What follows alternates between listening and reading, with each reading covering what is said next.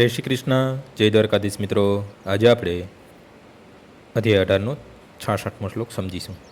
સર્વધર્મા પરિત્યજ્ય મામેકમ ચરણમ વ્રજ અહમ ત્વામ સર્વ પાપેભ્યો મોક્ષયિષ્યામ મા સૃચ. સર્વ પ્રકારના ધર્મોનો ત્યાગ કર અને મારા ચરણમાં આવી જા. હું તારો સર્વ પાપોમાંથી ઉદ્ધાર ડરીશ નહીં.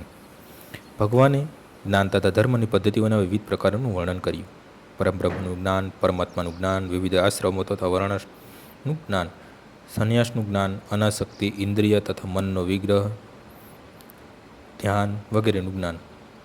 તેમણે અનેક રીતે ધર્મના વિભિન્ન પ્રકારોનું વર્ણન કર્યું. હવે ભગવદ્ ગીતાના સાર રજૂ કરી રહ્યા ભગવાને કહ્યું કે અર્જુનને અત્યાર સુધી જે પ્રક્રિયાઓ કરવામાં આવી છે તે સર્વના પરિત્યાગ કરીને તે હવે માત્ર મારા ચરણે આવે. આ ચરણગતિથી તે સર્વ પાપમાંથી ઉગરી જશે, કેમ કે સ્વયં ભગવાન તેના રક્ષણનું વચન આપી રહ્યા છે. 7મા અધ્યાયમાં કહેવામાં આવ્યું કે જે મનુષ્ય સર્વ પાપમાંથી મુક્ત થયો હોય તે જ ભગવાન કૃષ્ણની પૂજા ભક્તિ કરી શકે છે. એ રીતે મનુષ્ય વિચારી કરે છે કે સર્વથા પાપરહિત થયા વિના કોઈ મનુષ્ય ચરણાગત થઈ શકે નહીં.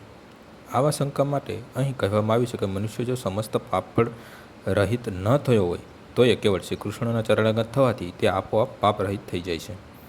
પાપફળમાંથી મુક્ત થવા માટે કઠોર પ્રયાસ કરવાની જરૂર રહેતી નથી. મનુષ્ય કૃષ્ણને જીવમાત્રના સર્વોપરી તારણહાર તરીકે લેશ માત્ર અચકાયા વગર સ્વીકારવા જોઈએ. તેણે શ્રદ્ધા અને પ્રેમથી શ્રી કૃષ્ણનું ચરણ ગ્રહણ કરવું જોઈએ. આજનો શ્લોક અહીં પૂર્ણ થાય છે. આવતીકાલે ફરીથી સવારે 6 વાગ્યે મળીશું. જય શ્રી કૃષ્ણ.